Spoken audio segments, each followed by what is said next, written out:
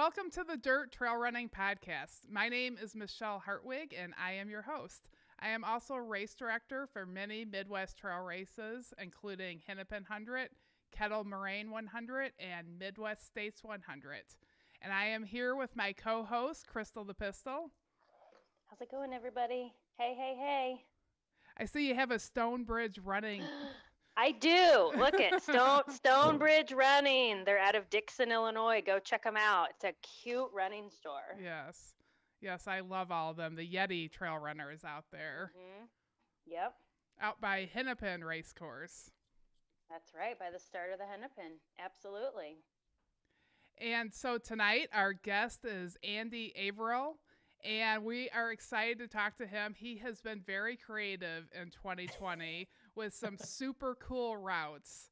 So, welcome to the show. Thank you for coming. Welcome, Andy. Yeah, thanks. I'm honored to be here. Well, we're honored to have you. Thanks. Yeah, it's been fun watching, what you have going on. But before we get to the runs that you did over the summer, can you give us a little bit of background about you as a runner, when you started, how you came to this? Yeah, how I got into running. I got into running because my brother-in-law invited me to do a Tough Mudder, actually. And that sounded really fun. It looked really fun. It was right when obstacle courses were new and stuff, but I didn't run. And so I had to run so I could do the Tough Mudder. So yeah, I started running and I did a couple of those. And like for a couple of years, that would be the only reason I would run it. Like 8 weeks out, it's like, oh, I better start running again. And then they did one that was like an 8-hour event. And I was like, I really want to do an 8-hour event. As a guy who hates running and had only done like 10 miles and all this stuff, I'm like, let's do an 8-hour event. So I signed up for a marathon and ran a marathon, and then just started running more and more. And I kind of found like a love for it. Once I learned how to run, I worked through some problems. I didn't have good form. My body was a disaster from years of college and not doing anything. But once I got over the hump where it became more enjoyable, I just kept going further and further and further, and it just became the activity that I really love doing. Really healthy for me in a lot of ways, not just physical, but mental and all of those ways. So that's kind of how I got into it. Yeah. What did you do to learn? Like, how, where were your resources? Did you learn from others? I didn't learn from others. I'm a book guy, right? So if I can't do something, it kind of drives me crazy. And so I started listening to podcasts. I started reading books. I read one called Ready to Run, and it's by this guy who did The Supple Leopard. He's like a CrossFit guy, actually, but it was like stretching and working on your weaknesses. And I had a lot of hip issues and a lot of just I was a heel striker really bad, and that was messing me up. And so I just kind of read a lot and watched videos on YouTube and just kind of taught myself how to run, which sounds crazy, but like running is kind of a skill. I think we all can do it, but I think from years of sitting and doing nothing, we kind of forget how to do it. So yeah, I just kind of did a lot of research and taught myself. And when things didn't work, I tried new things. So yeah, that's about how I did it. Lots of books. So still reading too, still learning. Yeah. How long was your transition? So you went from doing Tough Mudders where you just like practiced for a few weeks, and then you did an 8-hour, and was the 8-hour a Tough Mudder? Yeah, it was. And it was an overnight 8-hour event. And so I realized, well, I have to have something. I have to do other things before I go and do 8 hours, or I'll break. So one day I went out to, it was actually the Scuppernong trails, and I ran my first half marathon, and I couldn't walk the next day. So that was the longest. That was my first trail run and my longest trail run up until that point. And like, I was just beat head to toe, but I loved it. I've always been like a camper and just a backpacker, all those things. And I found trail running kind of hit that sweet spot. So yeah, so I did the marathon, and then I did a 50K out of Devil's Lake, and then I, just kept training and running longer, and then finally did the 8 hour, where I ran like 40 miles. So Oh, yeah, great. yeah, Wow. it was crazy. That's awesome. I couldn't even believe I did it. So it hurt so much. That's good. So yeah, once Yeah. it hurt so much, you're like, this is my place. Like I need to go farther. You know, like Yeah, what's wrong with us when we like it? This is great. Everyone's looking at me weird. That's pretty much how it went, actually. Yeah. So what year was that? I'm not only a reader, I'm like an Excel nerd, and my Excel file goes back to 2015. So that's when I started. I started like actually running in 2015. That's cool. Yeah, I was out at Devil's Lake, I think around then. Yeah, I did the 50K that I Dances probably with Dirt is. Yeah, the dances with Yeah, dirt. yeah, Yeah, a yeah, bunch really of cool. girls we all did it together and had a lot of fun. I've done the 50 Yeah. mile there too. That's a fun race, a fun course. That was a tough first 50K. You hit some of those hills, and I'd never seen hills like that. I didn't know what I was doing. Yeah, I think that's got to be one of the toughest 50Ks you could have chose for July in Wisconsin. In Wisconsin, for sure. Yeah, in Wisconsin. Yeah. Nice and humid, probably a few bugs out there. And we camped the night before, so of course I like slept on the ground, and I was so nervous. So Yeah. I was a wreck. Well, that's great. So then you did that. You kept doing it. So 2015 it starts, and 2020 was, what were your goals for 2020, and how did 2020 play out for you? Yeah.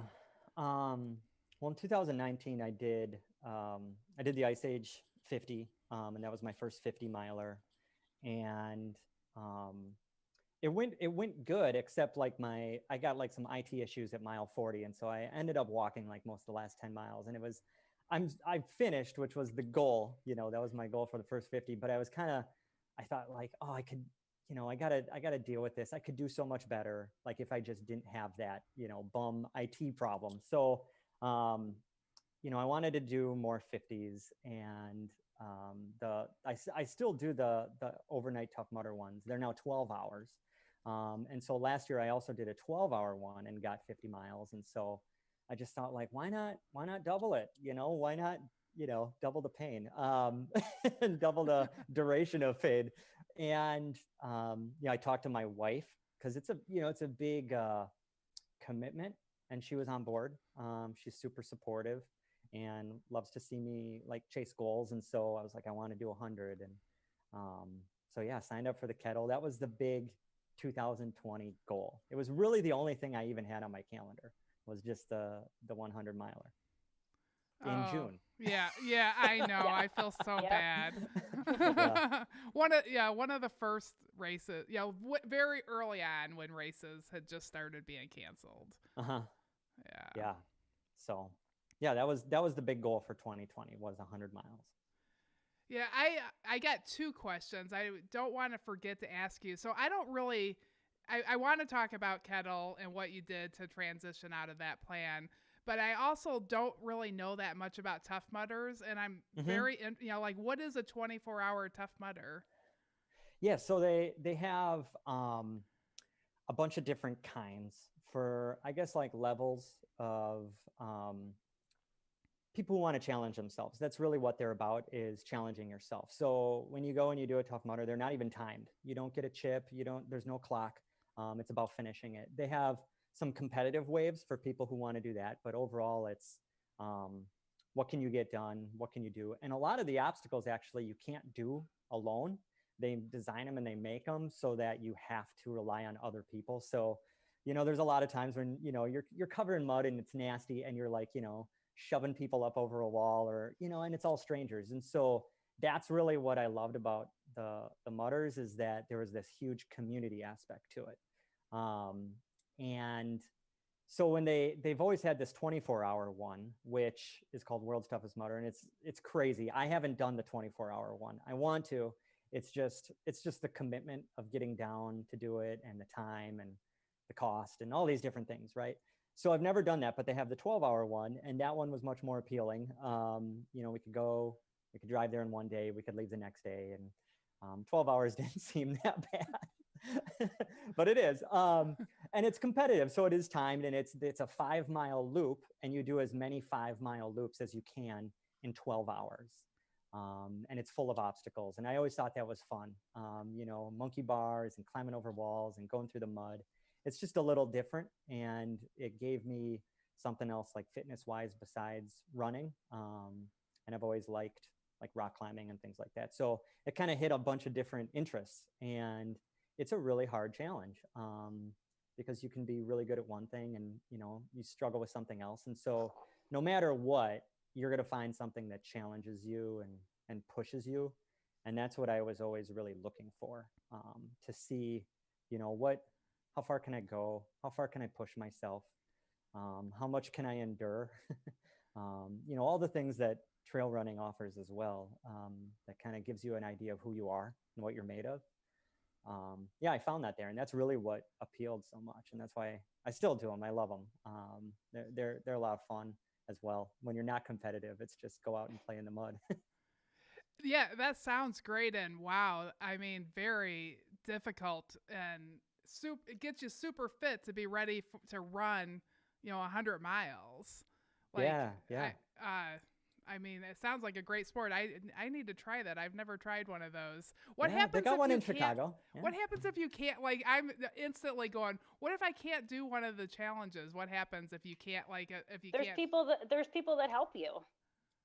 Okay. Yeah. Like so I've never done a Tough Mudder, but I've done some warrior dashes before, and they're like 5Ks and they're obstacles. There was like a wall that you had to climb over, and I'm short with little legs, and I couldn't swing my leg over to the other side. So there was a bunch of strangers like pushing my ass up and over the other side of the wall so I could get, so it's just like, if you can't do something, there's going to be people there that'll help you. Yeah, and same thing. Like some people go just to really help people too. They have like a quarter pipe kind of like a warped wall looking thing, and people will sit at the top and they'll just help people up all night. There was a group when I did my 12-hour one. In the beginning you can run up and you can grab it, but after 30, 40 miles and nothing works, you can't sprint up a wall. And without those people at the top of the wall, I wouldn't have been able to get up and over it. So that's really part of like doing it, is relying on other people, which is a good lesson that, sometimes in able to do what you want to do, you have to rely on other people. And that's one of the big aspects of that community. So. Yeah, that's really great. It reminds me of the trail running community as well. Yeah. I do think that we're very much like that. And I saw it from the very first ultra I ever went to, which was Averill 100. And somebody I didn't know just volunteered to pace me.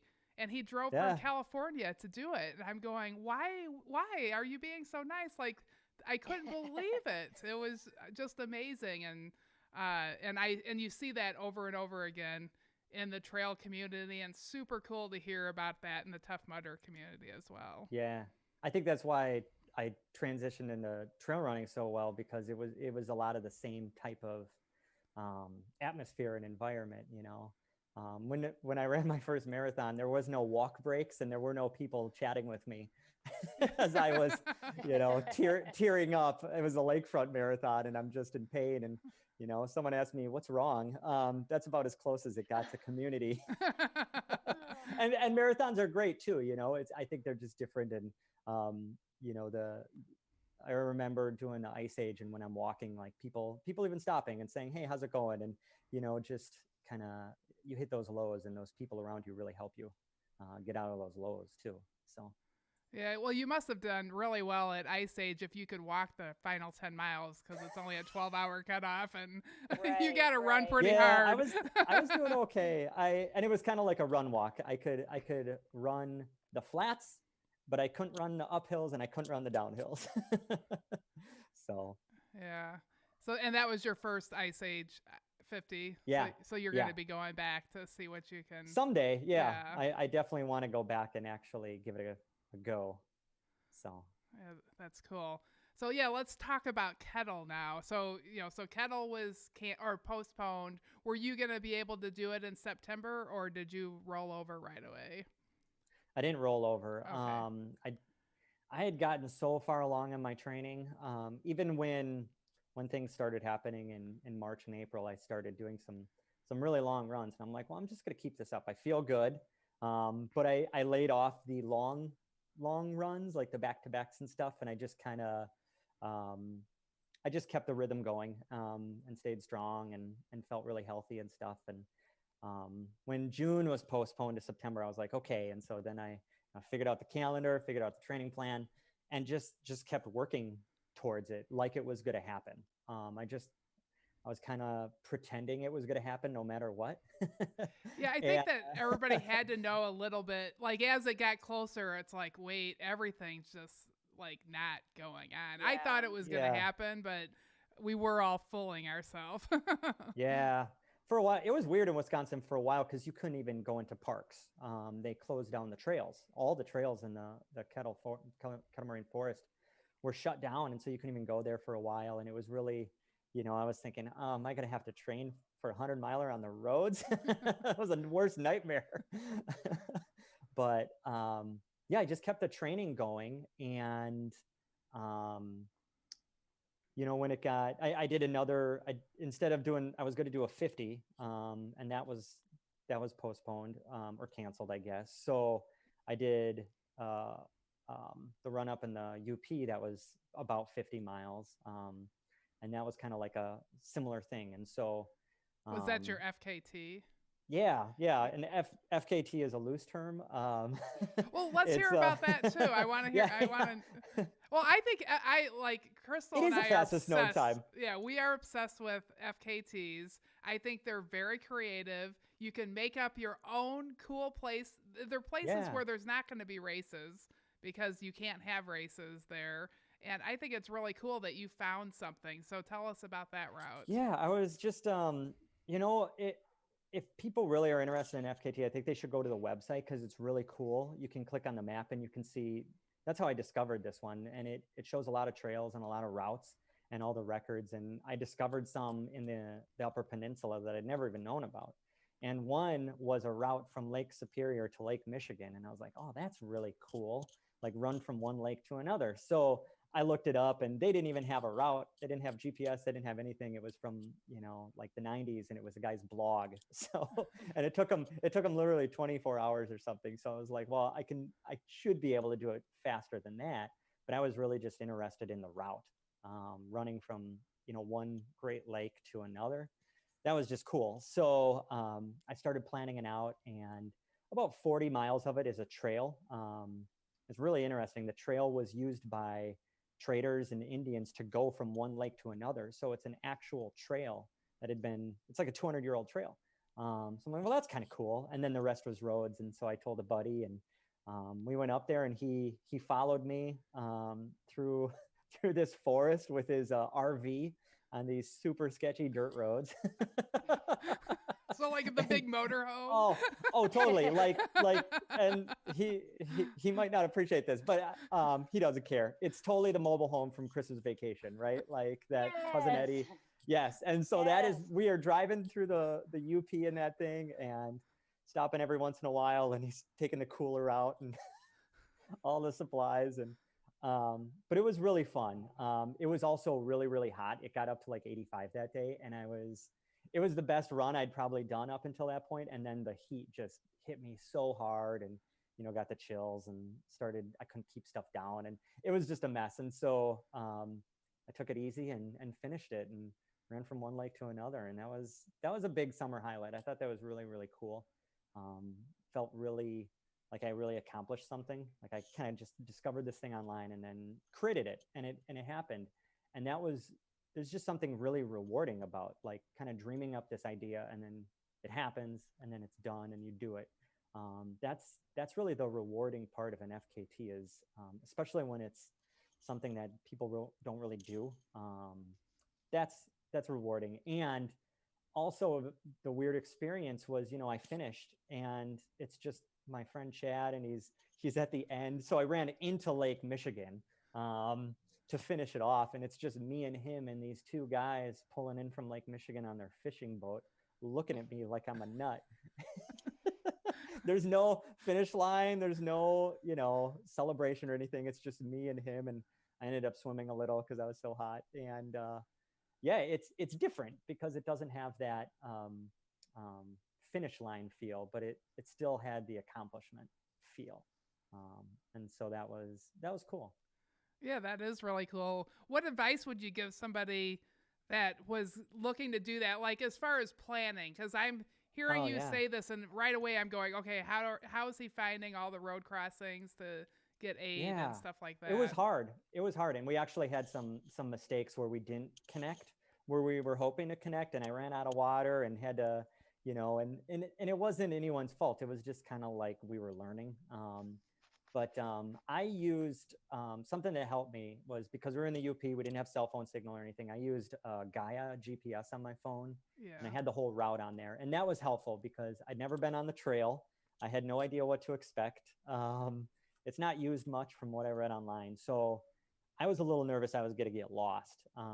But with an app like Gaia or another one, you can download everything. So you don't need cell phone signal. And you can see if you're on the route or not. So that gave me some peace of mind. Other than that, it's just, you have to create your own aid stations. And I think having done a couple ultras, it allowed me to kind of think through like, well, in the beginning, I know what I want. And I know I need to eat more in the beginning because at the end, I really can't eat that much. And I just do like liquids and stuff. So eat a lot in the beginning. And then at the end, it's like, you kind of just have to have everything. Like, I told my buddy, I'm like, I'm going to bring a lot of food and I'm not going to eat it all because I don't know what I'm going to want.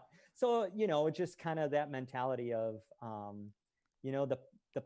your plan's going to work for a while and then it's not. And you kind of have to have a plan about how you're going to wing it. If it's really long, if like, and it was 55 miles, that was pretty long. So yeah, that, talking things through with my buddy. He's not a runner. So this was very new to him. But talking through all the emotions and, the how I'll eat, how I'll be, all that stuff, talking it through with someone if you're going to get supported, that's a typical crew thing. But figuring that out, and then, yeah, definitely figuring out where you're going to meet people. In the Southern Kettle Moraine Forest, it's fairly easy because the road crossings are, you can find them all. But up there, it was really, really hard. And because the trail wasn't very obvious and he didn't know exactly where the trail crossed. They weren't always marked. So yeah, I think a little dress rehearsal probably would have helped. But, well, you made it. You're here. I did. Actually, there was one point where he didn't meet me, and I was out of water, and I was like, oh man, I'm gonna have to do 7 miles in 80-some degree weather with no water. And I was like, this is the end. And I'm so beat. And I'm like, I can't believe he's not here. I contemplating just sitting down for a while and seeing if he could come find me. Because I was just like, I was defeated. And I'm like, no, I got to keep going. I'm going to get like dehydrated or something. So I started running, and I found him a mile later. And I literally yelled out, I'm like, are you trying to kill me? And he just laughed at me. And then we laughed. And I'm like, I'm just glad to see you. So yeah, I think, and I think people, if they do ultras and they have crew, they know it, but like someone who really knows you kind of well and knows how to deal with you if you fall apart, and that's a good crew, especially when they're the only person who can help you. If you have someone who's like, I'm not putting up with you, that'd be a bad way to go about it. So someone who's has a lot of grace and understanding, that's the right person for like an FKT kind of thing, for sure. I imagine that you weren't near towns, like, so if you did get lost from him, like, you're just kind of stuck out there. It was kind of scary.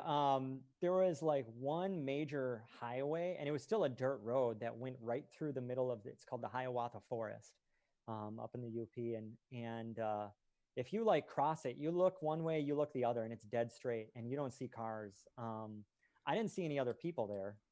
So yeah, it's pretty pretty secluded, and that was kind of a fear, like, and eventually you get over it. I think you get the confidence, like after a couple miles, you're like, I'm okay out here. But there's bears up there too. I was worried about that. So I actually wore like a bell.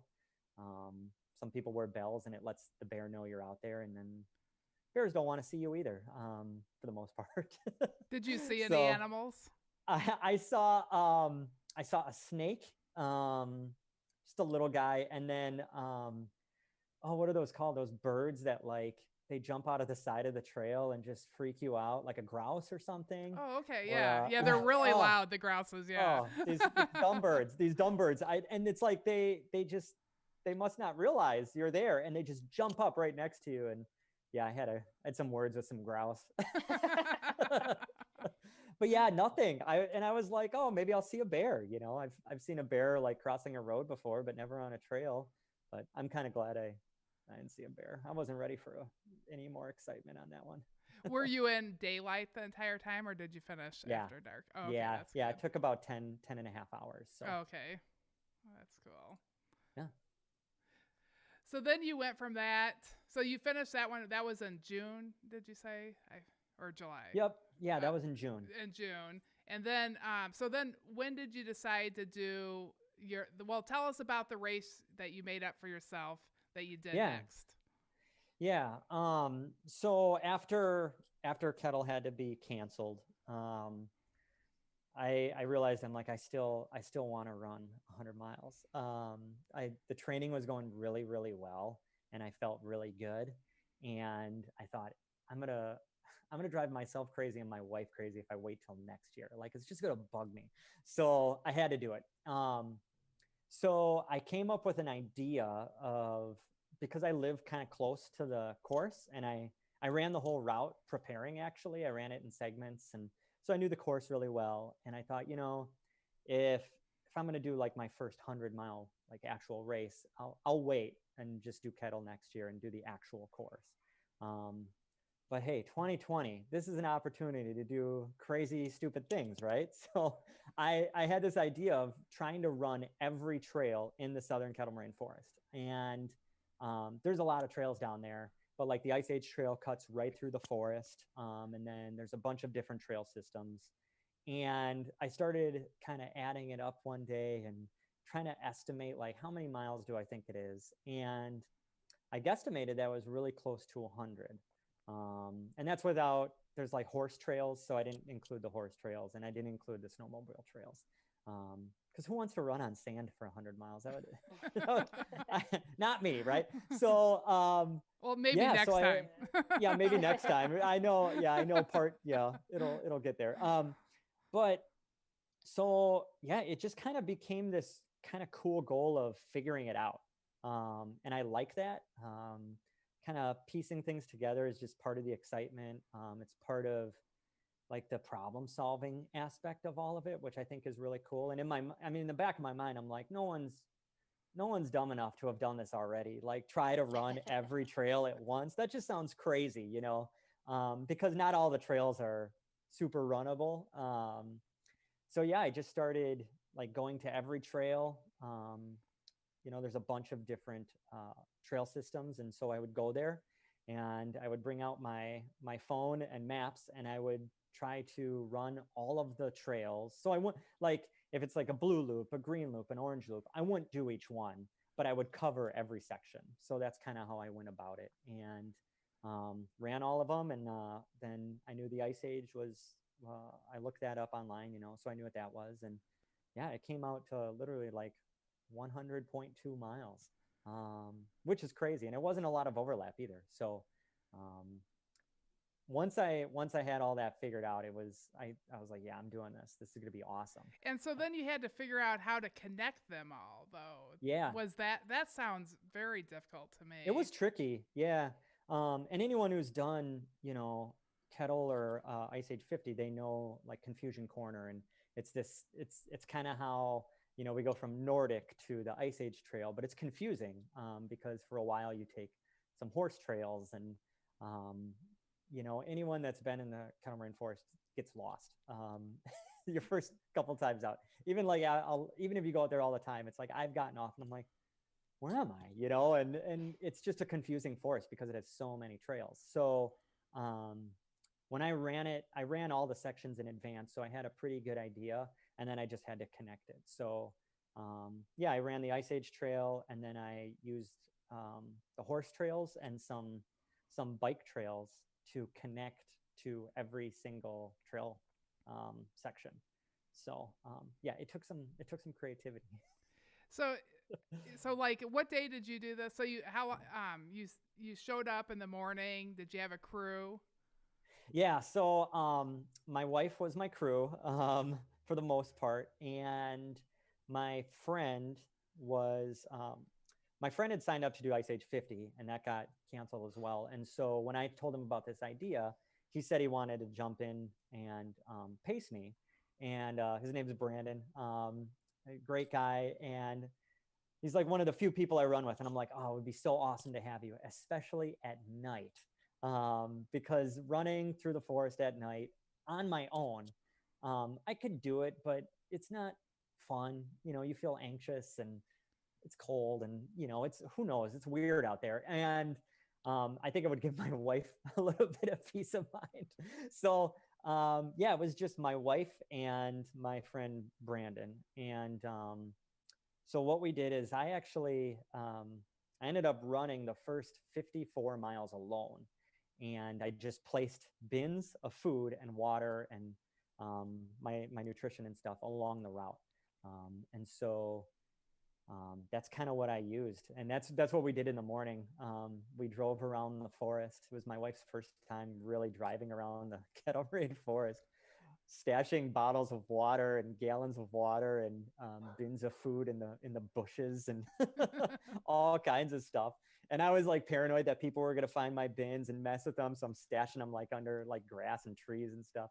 Um, but yeah, that's so I just stashed everything, and then we drove down to Whitewater, where the Ice Age trail kind of starts in the forest, and they gave me a countdown, and I took off.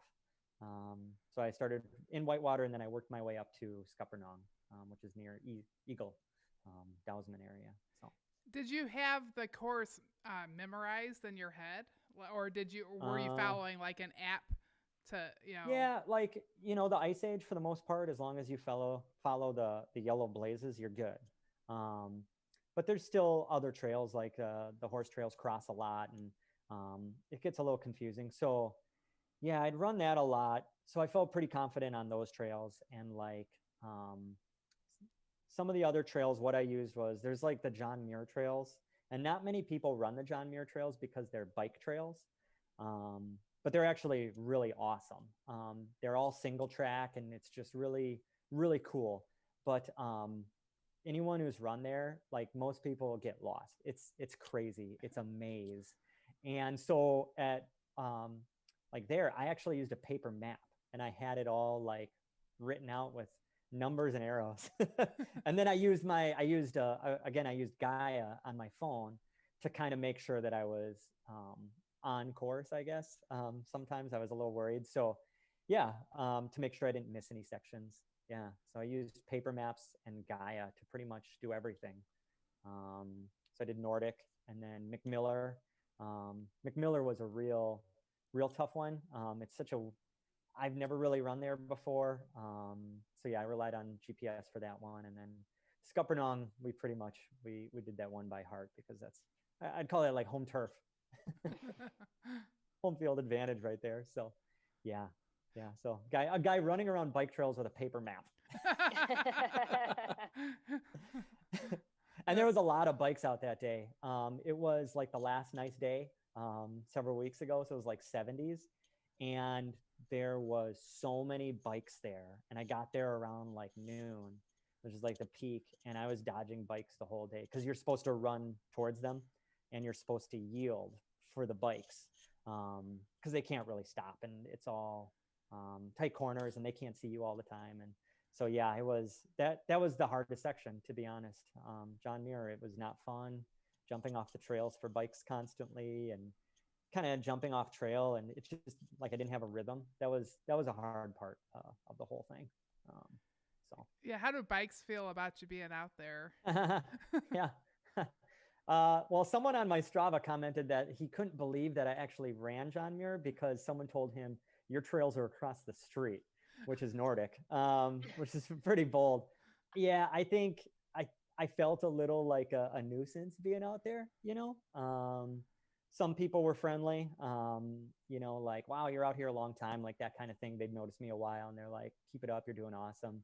But there were some guys who, you know, they looked a little more serious, and I could tell I was I was messing up their I don't know, their run or whatever they would call it.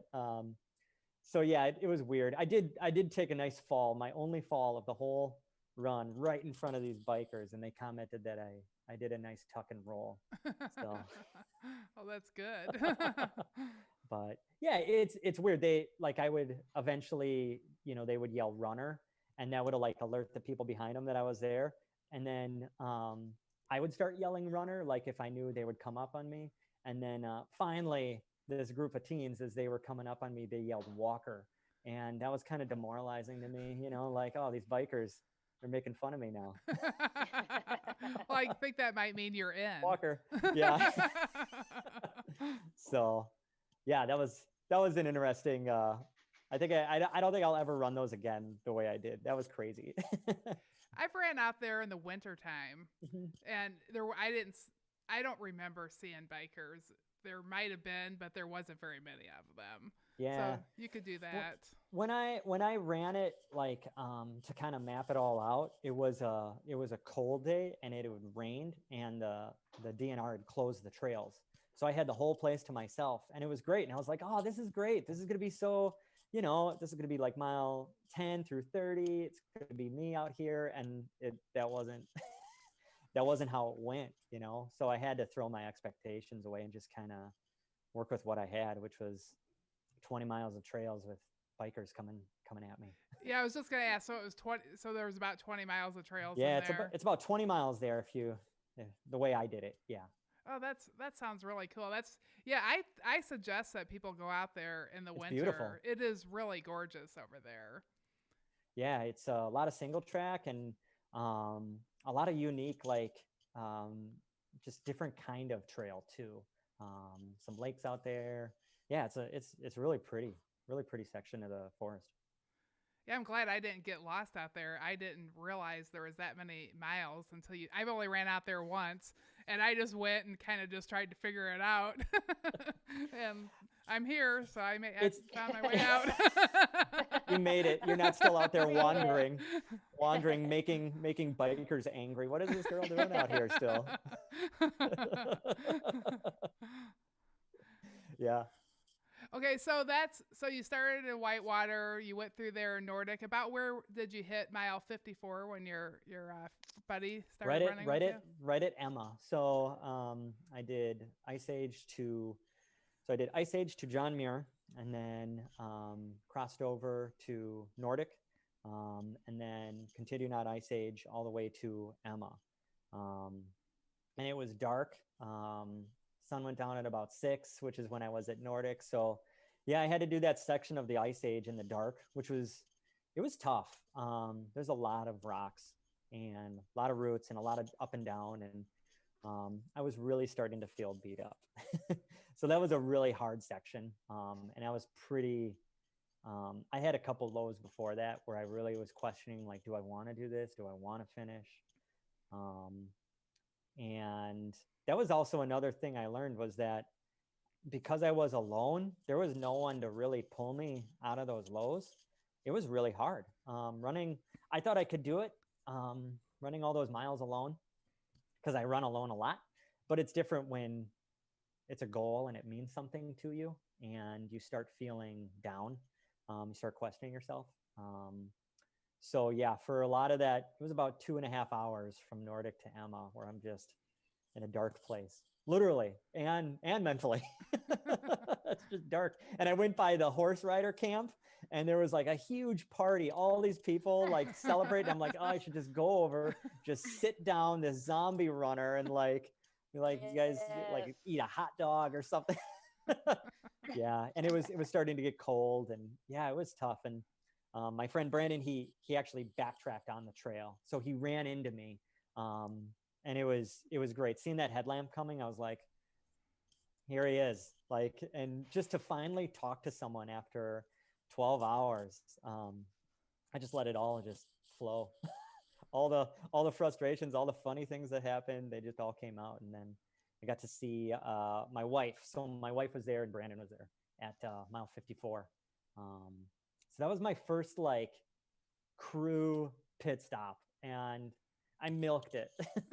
I sat there for a while and just kind of vented, and they kind of had to urge me a little bit to keep going because I was starting to get cold and just really, really beat up. But after I got some broth in me and ate some more food, some food that they brought, and I put some tights on, changed my shoes. Some of that stuff is just, it's weird how it picks you up, changing socks and shoes, you know? And just having them there, having like these two people who were really, you know, pushing for me and supporting me, that was a big just boost. And so it was like, all right, let's keep going. So yeah, so then we did Emma, and those are bike trails too. Those are tricky trails. A lot of winding and weaving, and it's hard to get a good rhythm. So yeah. Yeah, but you didn't have to worry about bikes then. Nope. Yep. Nope. We heard some coyotes. You know, and it's like midnight at this point, so there's coyotes there, and but yeah, once you're with someone, like if you're with someone else, I don't think the dark is as bad. You know, you have a couple headlamps and you can see the ground a lot better, and if something happens, you're fine. Yeah, so then you head up. So from there, you would head up towards McMiller, and McMiller is going to be a new section of Kettle that keeps us off of Emma Carlin area, and helps it so the bikers were not like overcrowding it, and the bikers can still get to their part. What did you think of McMiller? Well, I mean, you saw it at night, so you didn't get to see it. But I actually ran the new Kettle course. That I downloaded the GPS from the website. So actually, that was the only time I'd ever run McMiller. And I ran it in training when I felt great. and then I ran it in the middle of the night after 60 some miles, and I hated it. Well, you see it when you're fresh on Kettle Day. Yeah, kind of. Yeah, fresh. It was, you know, it's challenging. It adds a lot of vert. We would be going, and it's like these really wide kind of flat sections, and then all of a sudden your headlamp would illuminate this wall of a hill, and you're like, what is this? This sucks. And yeah, the hills there are just, they're not tall, like they're not like long, they're just really, really steep. And at that point my legs were really starting to get beat up. But we got through it. We churned it out. It was actually, there's a section where you go from Emma to McMiller that is kind of like prairie. It's a little bit of prairie. It's wide open, and there was no moon, and the stars were out. And we just walked for a while with our headlamps off, and you could see the Milky Way overhead. That was really cool. That would be awesome. That's one of my favorite parts of the trail too. I love prairie. Yeah, and we were just kind of talking like, I mean, how else would we experience this? Just walking through this section, like in the middle of nowhere, really, two guys just appreciating kind of this moment, even though like physically I'm, you know, really starting to fall apart, and mentally I'm like, just looking up and just kind of being grateful for like this weird opportunity to kind of do something so unique. You know, I appreciated that helped. And then we ran McMiller, and a lot of that gratefulness was gone. but you know, this is funny. I stashed some Pringles at the beginning of McMiller, and I kept telling Brandon, I'm like, don't worry, we got some Pringles. And I knew he loved Pringles. And then he's like, what kind of Pringles are they? And I was like, they're sea salt and vinegar. And he's like, I hate vinegar. And so I was like pumping up these Pringles for like 3 hours. And then he's like, I hate it. But I got to eat them all. So that worked. And then right after McMiller, where you get back on the Ice Age Trail, I had a Red Bull waiting for me, and he had some caffeine waiting for him. And that was like that just breathed new life into us. And the sun started coming up as we hit that prairie section, which again that was a big mental, just kind of a boost. You know, the sun is coming up and we have caffeine in us, and that's a very runnable section. After 70 miles, I did my best. I think I threw down like a 13-minute mile in there, which was pretty good. That's great. Great. And was it still cool? It was definitely cool. And it was challenging, you know, like we had such a hot summer. I kind of didn't really know what running, like it was 70s during the day and then it was 40s, high 40s at night. I really didn't know how to prepare. So I was mostly short sleeve, but then we would walk a lot and I would get cold. And so I'd put on a windbreaker and kind of go back and forth between a windbreaker and short sleeve. And yeah, once we started moving consistently, I felt fine.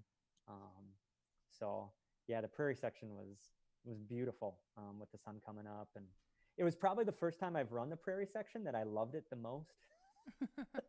Because usually it's like 90 and you hate it. Yeah, you experienced it like nobody, you know, in a race typically gets to experience it. Yeah, 50 degrees. Perfect. Yeah.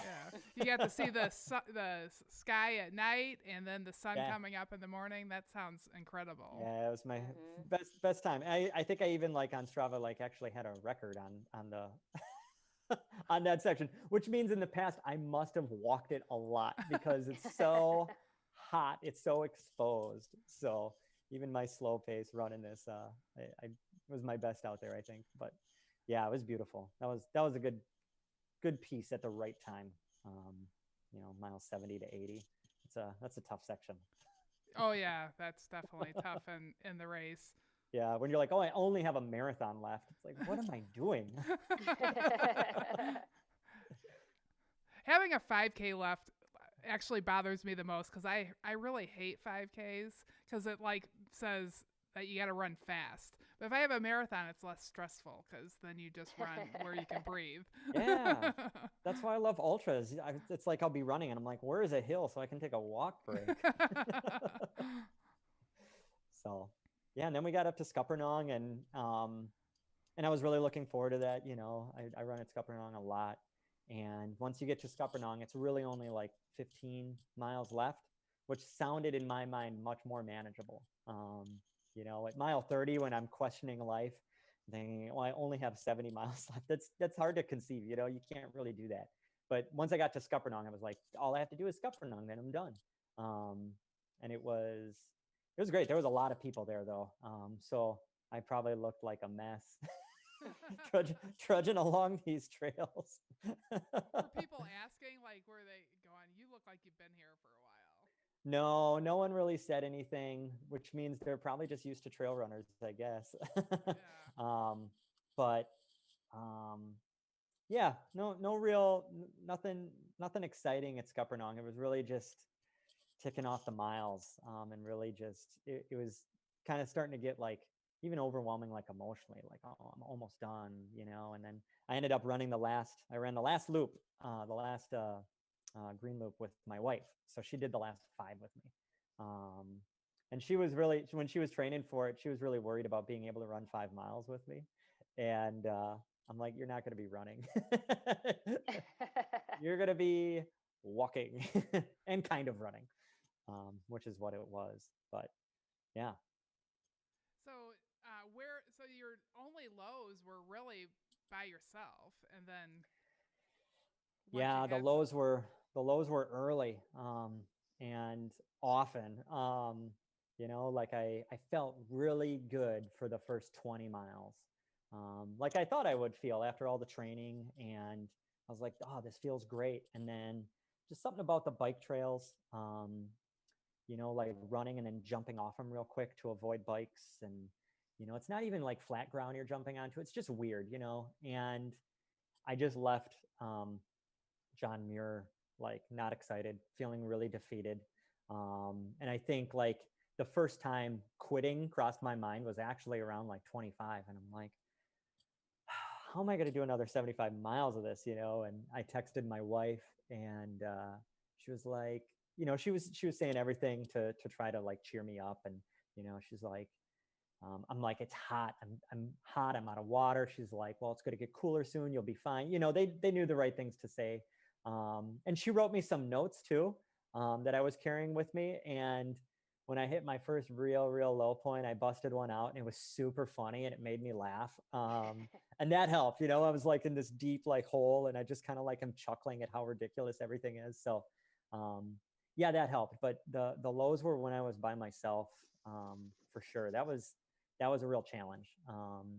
The pain, that's different. Thinking of quitting, that's one kind of low, but like the pain, that's a different kind of low. And it was really just nothing hurt like injury. It was just my hip flexors felt like they were, gonna pop, and my knees felt like they were gonna pop, and every step was hurting the bottom of my feet, things you expect. And so it was like I just kind of kept telling myself to endure. I just have to endure, which means patiently suffering. And so that's what you do. You just keep doing it. And someone told me, like, a 100-miler is not twice as painful as a 50. It just hurts twice as long. And I thought that was some pretty good wisdom right there. It just hurts longer. At a certain point, it's like you're done. You've hit your max and you just got to keep going. So that's what I did. And yeah, finished. Took 29 hours, which was a little longer than I thought. But, with like supporting myself for the first 50 miles out of like, Rubbermaids and checking maps and stuff, I think it was, the goal was always finishing. So I didn't care about the time. At the end, I cared about the time because I literally just wanted to go home and eat. And we had some Culvers. It was great. Oh, good. Culvers. Yeah, Culvers was perfect. What'd you get? I got like a double bacon burger something. I just inhaled it. And then I actually, this is funny, but like you think of these things and you're like, you go to a grocery store and you start thinking of all the things you really want to eat after. And I bought myself a lemon meringue pie. And that's what I ate for the next couple days, just this pie. So yeah, Culver's and pie. Yeah, that sounds good. That does sound really good. I know. I kind of want some now. Right? Like I could totally sit with a lemon meringue pie right now and eat it. Probably the whole thing. Oh yeah. Yeah, it's great. Yeah, I think we need to It's funny you mentioned Culver's because that's what I ate after I ran my first 100 is I was like, Culver's. I had like 2 double burgers and it was a hot mess. But man, that Culver's. Yeah. I think Culver's could be like a good sponsor at some of these runs, Yeah. Like an aid station full of fries and, Culver's, mashed potatoes. That'd be good. Cheese curds. Yeah, I think in Wisconsin, like at Kettle, we need to have cheese curds, like a fryer at the aid stations. And I've talked about this on the podcast before. So Culver's, if you're watching us. Culver. Yeah. If Mr. Culver is out there. I mean, they're from Wisconsin, right? Yeah. Yeah. They should. We need to find them. If anyone that's listening or watching works for Culver's, look us up. And also, I want a little Scoopy stuffed animal. Thank you. Well, that's great. Let's see. Did you get anything else about the run that you wanted to share? Did you make yourself a finisher medal or t-shirt? No, I made a t-shirt because I'm like a big t-shirt guy, so yeah, what did I do? So I had all the routes already made because I ran them. So I like exported the GPS files and made like a graphic of the actual trail. And a buddy printed it on the shirt for me. He's a local Milwaukee guy, Milwaukee T-shirt company. Little shout out. He made me one shirt, which is almost impossible for T-shirt companies to do. They don't want to do that. So he made me a shirt, and yeah, it just says Southern Kettle 100, and then it has all the different trails I ran on it. That's and cool. then the actual course. So what's the name of I want to make sure Milwaukee T-shirt company. Milwaukee T-shirt company. We're gonna have to look them up. Yeah, he makes a lot of funny like Milwaukee branded type shirts. Ooh, that sounds fun. Yeah. But besides that, yeah, like I also, this is kind of a side thing, but I got this idea from someone because races are, canceled and stuff and they talked about how when they ran like an FKT or something, they made a donation, because a lot of races have that kind of component, like it supports like the Ice Age Trail or something like that. So when I did my FKT up in the Upper Peninsula, I made a donation to the FKT site, um, because like those guys are working so hard and they're all volunteers. And this year especially, they've been working really hard. So I thought, it'd be kind of cool to support like something that encouraged your run. And then for this one, it's like a donation to the Ice Age Trail Alliance. So yeah, because you're saving money not signing up, you're still spending a whole lot of money on food. Yeah. I spent a lot of money on food. But yeah, like something like that I think is kind of cool. So I think if anyone does like an FKT or, run somewhere, look for a way you can support someone through your running too. Yeah, that's really good. Yeah, we had That's a good Buzz idea. on the podcast. Yeah. Like was it last week? I think. Yeah. Yeah. It was awesome. He's great. a legend. He is amazing. We loved him. It was a really good show. But yeah, and I actually didn't realize they were 100% volunteer until we had them on the show. Mhm. And man, that looks like a lot of work to keep up with what they're doing, and that's really great that you donated Yeah. to them. Yeah, and I emailed them because I had a question, and they respond back. It's it's them taking the time, and they said they over the summer. Did he tell you how many they were doing like a day? It was a lot. Yeah. It was like every It day was they a were lot. processing. Yeah, I can't remember the exact number, but it was when he said the number, I'm like, oh my gosh, but I don't remember exactly the number, but it was a lot. And then the Ice Age Trail Alliance, I mean, the Ice Age Trail wouldn't be what it is without them, so that's great that you donated to them. Yeah, I mean, how many miles I put out there. So yeah, Yeah, without that, it would have been impossible. And it's such a cool resource. Yeah, So. how lucky that you live by there and get to run on those trails often. Yeah, You could probably I know. picture every rut and rock on the I know, course. and I grew up here. I grew up in Waukesha, which is where I live now, and I didn't know about any of these trails, which is crazy. So, anyone that like brings awareness to the Ice Age Trail, they're doing a good job, because I think it's a cool resource. We can get out of the city, and it's really only like a half an hour drive from like Milwaukee, probably, maybe longer, but yeah. Yeah, and close to Chicago. It's close to a lot of really big towns. It's just a great place. Well, what a cool race that you made for yourself and FKT, and I mean, that was a fantastic story. Did we miss anything on the story that you wanted to share? Oh, I don't know. I don't think so. There's probably embarrassing things that I'm forgetting, Well, we like embarrassing things. Yeah, but no, it was really cool. Like a cool aspect, I think, that comes with when you do something like this. I got to celebrate with like my family, like, my wife and my kids. My kids are 6 and 5. They're super funny in general, because like while I'm training, like on Saturdays, I'd come home after my runs out, my long runs, and they'd be like, was today a long run? Like they're even speaking the language. They're so funny. Like, I like your vest and all that stuff. And they're just they're really into it, and so they counted it down, and it was just cool. It was cool. But like at the end, seeing them there, that was pretty special. Maybe they'll remember, maybe they won't, but they were there when Dad finished his first 100, and that was pretty cool. Yay, so, go Dad. Yeah, it's cool.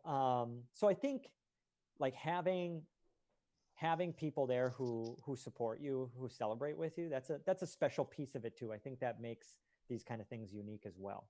I remember when I did Ice Age, and like it's all these strangers cheering for you and hooting you across. Like that's also awesome, but it's just different.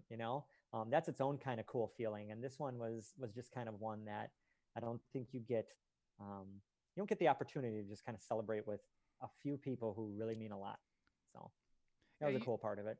You probably inspired your kids. I mean, you just showed them that's something that a lot of people, like I remember my daughter in school, she told her teacher, she's like, my mom ran 100 miles this weekend. And she's like, "Oh, honey, you must have misunderstood her." And but like so you're showing your kids like stuff that people think is a misunderstanding 100 miles is possible to do, Yeah. so they can dream anything after Yeah. watching you do that. Yeah. Yeah. And I taught them, if they run 100 miles, they can eat a pie. So so maybe they will. I mean, the but- benefits outweigh the pros outweigh the cons there. Eating a whole pie. Yeah. Yeah, my daughter remembers when I ran my first 100. She was at the finish line. It's so cool to, show your kids you can do hard stuff. You just got to put your mind to it, and it's, you're a good influence for your kids. My kid's gonna walk past in any second now. She's been walking back and forth to the kitchen. There she is. There's Kaylee. Yeah. Kaylee's Cool. so Cool good. part of it. Well, are we ready for the Awesome. Ornery Mule Stubborn 5? We We are. got tough questions for him. Oh. No. Just gonna ask him the old standards. Are you ready, Andy? I'm so ready. Okay. Number 1, share one thing about you that people may not know. There's so much. I mean, you guys don't know anything, so I could say anything. You But can say anything so, you want. I was thinking of this the other day because it was so ridiculous. It's embarrassing, but it's fun to share. It's good to get vulnerable and be like, let everyone know you're a dork. We started listening to some Kids Bop Halloween mix, and because my kids really liked it, and I was scrolling through and I was like, how many Kids Bop albums are there? And there's like 40 or something. It's insane. And we never listened to Kids Bop. And I went back to like number 1 and I started listening to it. And I was like, I kind of like this. And actually I listened to Kids Bop this week on my own. Oh, I love it. So yeah, some good old Oh my gosh. early some good What song Kids Bop won? Oh man, who was on there? Like Usher. All these are songs that I listened to in college in a basement somewhere, and I'm just listening to these like kids sing it, and I was dying. So part of it was funny, but I was like, some of these are better than the original. Some old T Swift. So I don't do that regularly, but yeah, I enjoy some Kids Bop. All right. So that's like on your awesome. rotation now for your next 100 miler. No way. Maybe, I don't know. Probably not. Maybe that'll bring me lower. I don't know. All right. Number 2 is, did you have any hallucinations on your 100-mile run? Hallucinations. No, I don't think so. No, I missed out on that. No? Oh, they're good. No, You need to have yourself some hallucinations. Yeah, they are epic. I stayed up pretty well with like nutrition. I would say like even at the end, I felt like I had energy. So I did really good with water and the fluids and all the food and stuff. So I didn't get there, and I was really putting in the caffeine at the end. So yeah, I missed out on that. Maybe I have to go longer so I can experience the hallucinations. Yeah. It is fun. Maybe It's fun. maybe after you experience the meadows in the daytime at Kettle next year, that'll dehydrate you enough to. There you go. There we go. I wasn't dehydrated enough. Oh, okay. All right. Number 3 is, what is your favorite hobby besides running? Hobby. Oh man. Besides listening to Kids Bop. Besides. No, that's definitely not. That was just a one-off dorky thing. I really do like reading. I just read a lot. Well, you need to be in book club with Loretta. Yeah, I've probably read some. I definitely read a lot of running books. They're super interesting. I mean, fitness in general. I think just learning. I'm a big learner, and it just kind of keeps me excited to learn new things and then like try them. So Nice. Yeah. I love that. That's good. Okay, question 4 is, who is the biggest influence in your life?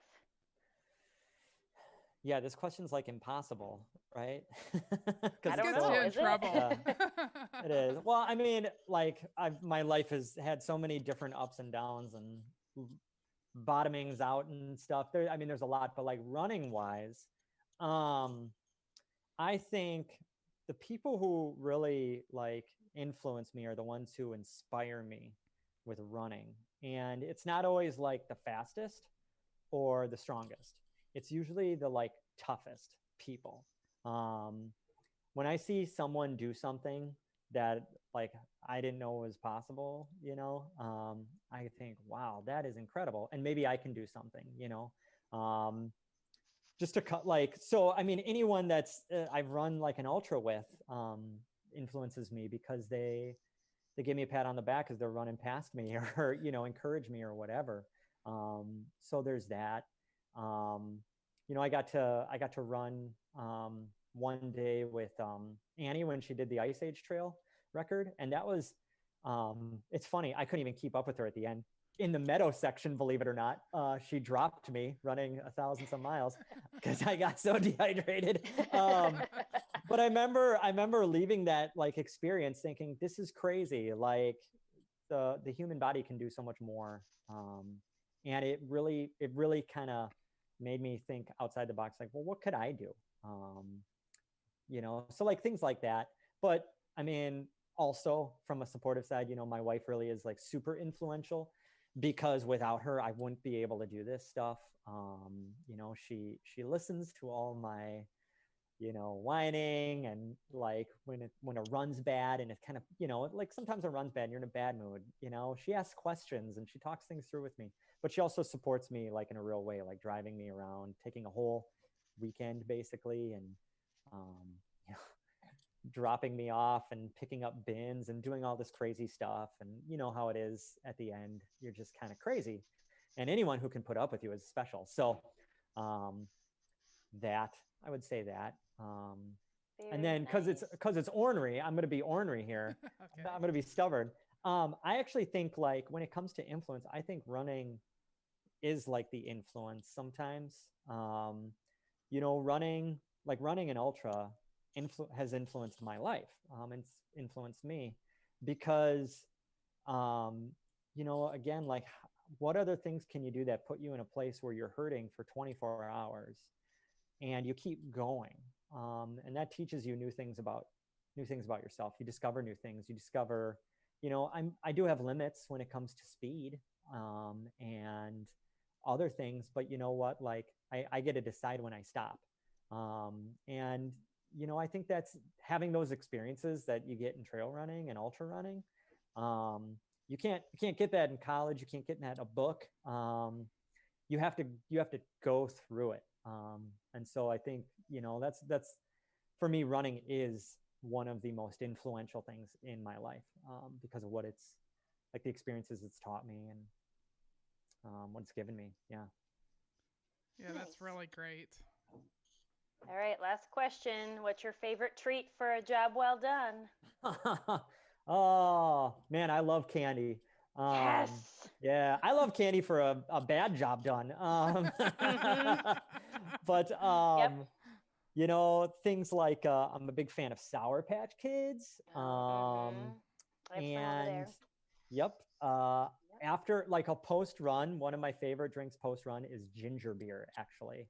If you've ever had it. Yeah, it's like soda, but it's like a real strong ginger ale kind of thing. It's super good. But I would say my all-time like treat is just custard. Which again, Culver's. So Culver's. Yeah. Yep. Good old custard. Love it. Yeah. Awesome.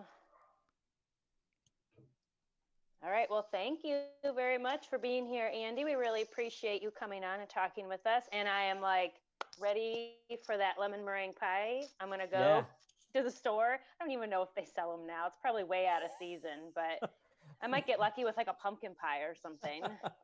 I know how to make them. Delicious. You can come visit the trailhead. I can make one. That's impressive. The meringue is really hard. That's impressive. I didn't know it was impressive, but I have made them before. It's impressive. If you would like to, if you're listening, come be a Patreon for us. Come on over to our Facebook page. It's the Dirt Trail Running and check out our link. Come be a Patreon. You can join for as little as $1. We have special swag, secret stuff that I'm not going to say. So just come and check it out. And also, please leave us reviews on iTunes. Let us know what you think. We appreciate all of our listeners. Thank you, thank you, thank you. And thank you for putting up with me for over a year. Thank you. Love you guys. And then I wanted to give a shout out to some of our listeners that have done cool stuff in the last week. So Robert Swiderski, he ran 10 marathons in 10 days to raise money to buy Thanksgiving meals for families in need. And he had a gigantic cookie sundae after he ate pizza. So if you need motivation to run, the treats you're allowed to have at the end are really great. I saw that. That looked delicious. So did I. Yeah, it did look really delicious. He deserves it. I had just worked on the computer all day, so I didn't want to even take a bite. And then we also wanted to let everybody know that on Monday we're going to have, I don't know how to say Courtney's last name. We just booked this, but Courtney Dawalter. It's Dawalter. Yep. Dawalter is going to be on the dirt this Monday, the 2nd. So she just got done winning the Big Backyard Ultra. Let's see. I forgot how many miles she did, but it was a like lot. 280, 283 I wrote it down. maybe. Yeah, I think it was 283. Something. Yeah. She had a female course record. And I mean, Crystal and I are absolutely dying that she's going to be on the show. I mean, so exciting. Such a cool, strong woman. And we're very, very excited. Mm-hmm. But thank you, everybody, for listening. We really appreciate it. We work really hard, and when we see everybody downloading, our downloads are going way up, it makes us very happy, and we appreciate it. So thank you. See you all. Bye-bye. Bye. Thank you, Andy. Yeah, thank you, guys. It was awesome. Bye, Andy. Bye. Thank you. Bye.